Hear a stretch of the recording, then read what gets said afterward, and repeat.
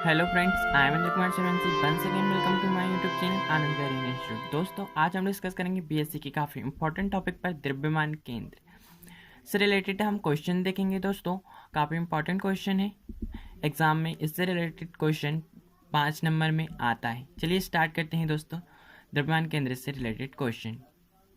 दोस्तों, क्वेश्चन से पहले आपको मालूम होना चाहिए द्रव्यमान केंद्र है क्या। दोस्तों, द्रव्यमान केंद्र किसी निकाय का द्रव्यमान केंद्र वह बिंदु होता है जिस पे संपूर्ण निकाय का द्रव्यमान केंद्रित माना जा सके। आइए हम उसी से रिलेटेड क्वेश्चन देखते हैं।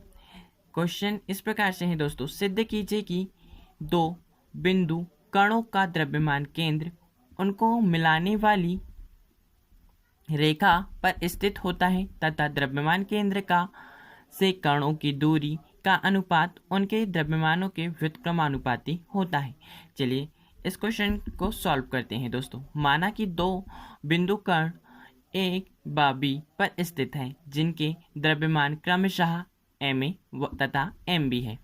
माना इनका द्रव्यमान केंद्र सी है, सी पर स्थित है। मूल बिंदु ओ के सापेक्ष कणों ए व बी तथा द्रव्यमान केंद्र के जो हमने द्रव्यमान केंद्र से इनका स्थिति वेक्टर है वह ओ के सापेक्ष हमने माना है वेक्टर आर ए तथा वेक्टर आर बी है तथा द्रव्यमान केंद्र का स्थिति वेक्टर वेक्टर आर है, कैपिटल आर। दोस्तों, अब हम चित्र को समझते हैं। माना कि जो बिंदु कण ए व बी है, माना हमने बिंदु ए और बी है जिसमें दो कण स्थित हैं।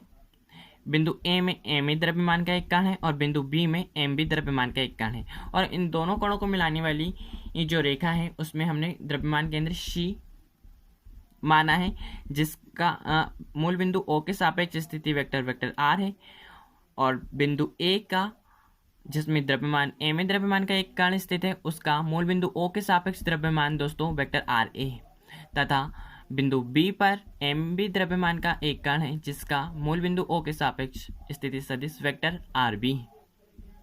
अतः दोस्तों, चलिए हम डिस्कस स्टार्ट करते हैं। कण ए से द्रव्यमान केंद्र का स्थिति वेक्टर जो बिंदु ओ है उससे हमने कण ए का अब स्थिति वेक्टर ज्ञात किया है, तो ओ के सापेक्ष जो स्थिति वेक्टर है दोस्तों ए से द्रव्यमान केंद्र सी का स्थिति वेक्टर, अब इससे केंद्र सी से ए की स्थिति vector vector R A C है, तथा कण बी से द्रव्यमान केंद्र का स्थिति vector vector R B C है। अतः चित्र से स्पष्ट है दोस्तों, आप चित्र को ध्यान से देख सकते हैं। इसमें दो त्रिभुज बन रहे हैं, अतः हम सदिशों का त्रिभुज नियम लगा सकते हैं। सदिशों के त्रिभुज नियम के अनुसार दोस्तों, अगर हम त्रिभुज की दो संलग्न दोस्तों सदिशों के त्रिभुज नियम के अनुसार वेक्टरों के योग के त्रिभुज नियम के अनुसार यदि दो वेक्टर परिणामबद्ध दिशा में एक त्रिभुज की दो संलग्न भुजाओं द्वारा एक ऑर्डर में प्रदर्शित किए जा सकते हैं तो उनका जो परिणामी वेक्टर है परिणाम तथा दिशा में त्रिभुज की तीसरी भुजा द्वारा विपरीत क्रम में प्रदर्शित होता है। अतः मैं ये समझने के लिए आपको सदिशों का त्रिभुज नियम ताकि पता चले, इसलिए समझाने के लिए मैं यहाँ पे अलग से बता रहा हूँ दोस्तों। यह लिखने की कोई आवश्यकता नहीं है। वेक्टर ए होगा plus vector B is equal to होगा दोस्तों वेक्टर सी, या हम यहाँ पे वेक्टर आर भी ले सकते हैं। अतः सदिशों का त्रिभुज नियम आपको समझ में आ गया होगा। अगर आपको सदिशों के त्रिभुज नियम को बहुत ही अच्छे से समझना है दोस्तों, तो आप मेरी वीडियो की प्लेलिस्ट में जाकर जो हमने फर्स्ट यूनिट है उसमें डिस्कस किया है, आप जाकर देख सकते हैं दोस्तों। यहाँ सदिशों के त्रिभुज नियम के अनुसार हमने वही यूज कर रहे हैं, vector R A plus vector R A C is equal to vector R. इसी प्रकार हम इस त्रिभुज में देखते हैं तो vector R B plus vector R B C is equal to vector R. अतः दोस्तों द्रव्यमान केंद्र की परिभाषा से वेक्टर आर हमने जो कि सी एम द्रव्यमान केंद्र माना था is equal to M A R A plus M B R B upon M A plus M B.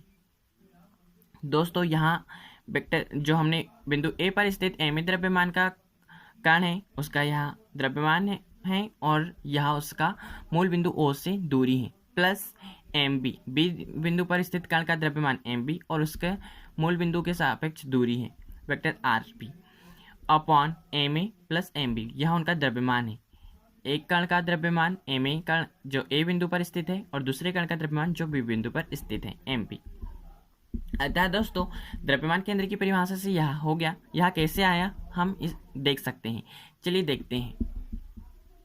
दोस्तों यह आपको लिखने के लिए नहीं है, वह जो इक्वेशन है वह कैसे आई थी, द्रव्यमान केंद्र हमने कैसे ज्ञात किया उसको समझाने के लिए है। अगर हम दोस्तों दो कणों की निकाय में द्रव्यमान केंद्र का स्थिति सदिश देखें तो वह कैसे निकालते हैं, हमने चित्र में देखा है दोस्तों, जो हमने क्वेश्चन के अकॉर्डिंग बनाया था।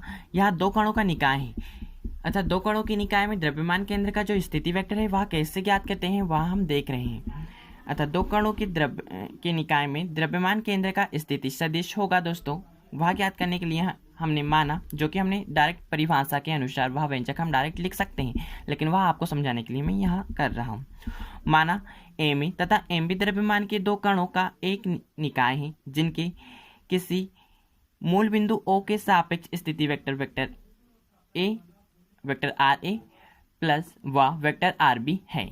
दोस्तों हमने देखा मूल बिंदु ओ के सापेक्ष जो कण ए है उसका स्थिति वेक्टर आर ए तथा बिंदु बी में जो कण है उसका मूल बिंदु ओ के सापेक्ष जो स्थिति वेक्टर है वह वेक्टर आर बी है। अतः द्रव्यमान केंद्र दो कणों को मिलाने वाली रेखा के मध्य में स्थित होगा जिसका मूल बिंदु ओ के सापेक्ष स्थिति वेक्टर दोस्तों वेक्टर आर सी एम है, जो कि हमने देखा था चित्र में दोस्तों, वेक्टर आर सी एम है।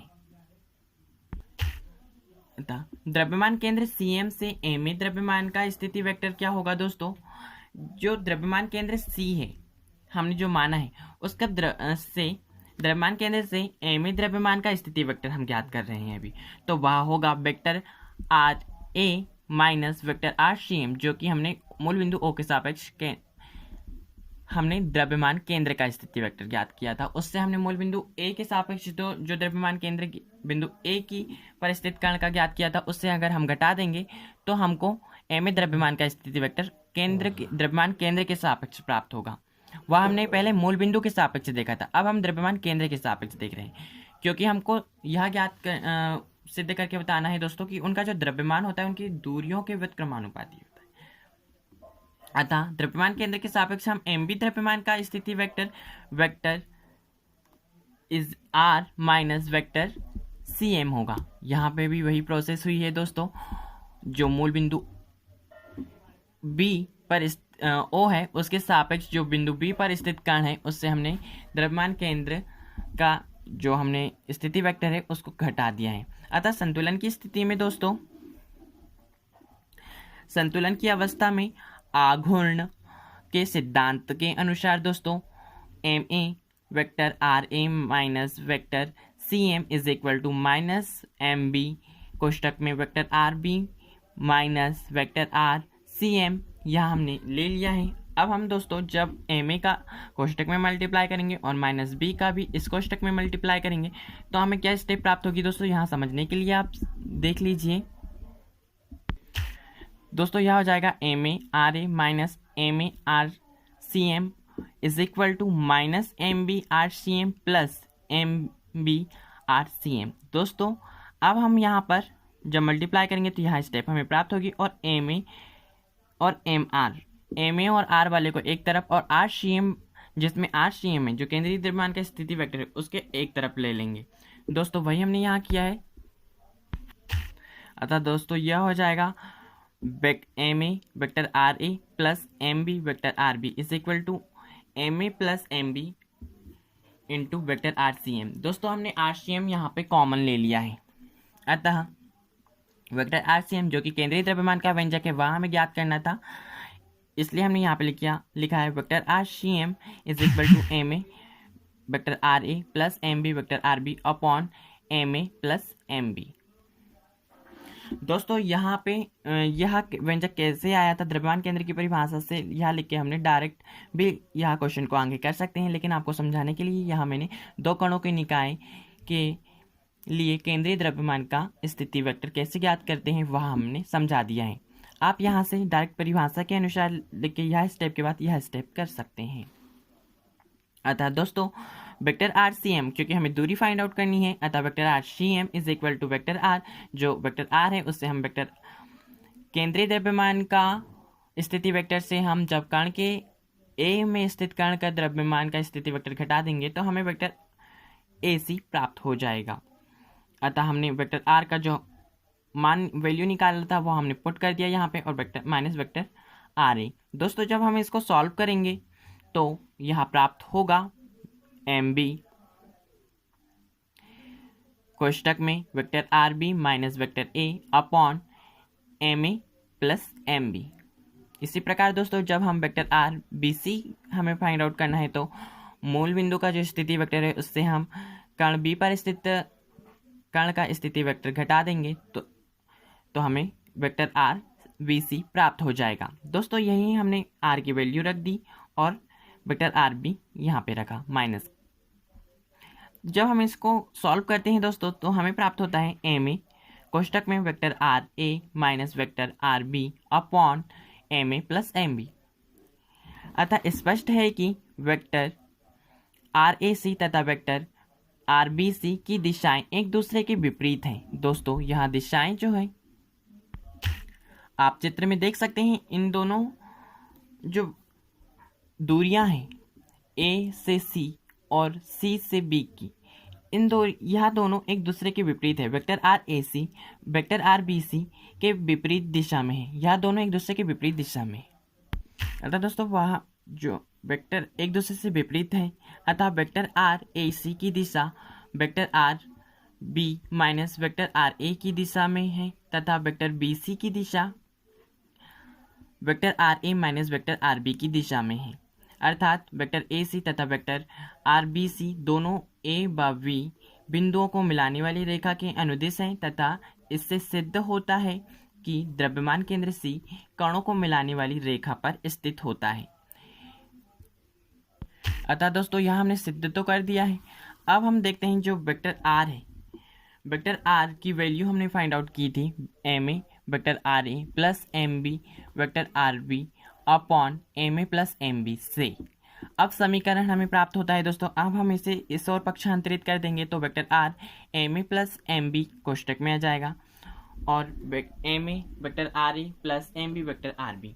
दोस्तों अब हम यहाँ से एम ए को कॉमन ले लेंगे। दोस्तों यहाँ पर हमने क्या किया है, एम ए आर का अंदर मल्टीप्लाई किया है और एम ए वाले को एक तरफ, एम ए यहाँ पे भी है, एम ए यहाँ पे भी है और एम बी यहाँ पे भी है और एम बी यहाँ पे भी है, तो एम ए को एक तरफ और एम बी को एक तरफ लेकर पक्षांतरित कर दिया है। तो यहाँ पे हो जाएगा एम ए कोष्टक और एम ए बाहर भी निकाल लिया है, M A vector R minus कोष्टक में वेक्टर आर ए। यह समझ में आ गया होगा आपको। यहाँ पे हमने क्या किया है, अंदर मल्टीप्लाई करके एम ए को एक तरफ और एम बी को एक तरफ और यहाँ पे एम ए उससे कॉमन निकाल लिया है, तो हमें यह स्टेप प्राप्त हुई है। अतः हमें पता है यहाँ minus vector R minus vector R A, यहाँ वेक्टर आर ए सी की वैल्यू है दोस्तों। हमने थोड़ा पीछे देख चुके हैं, यहाँ पीछे हमने सॉल्व भी किया था, is equal to M B minus vector R B C. अतः वेक्टर बी सी हमने पुट कर दिया। अब दोस्तों यहाँ पे जब हम इसे सी बी में कन्वर्ट करेंगे, बी सी को हम सी बी में कन्वर्ट करेंगे तो यहाँ माइनस चिन्ह हट जाएगा दोस्तों, तो सी बी में कन्वर्ट हो गया बी सी।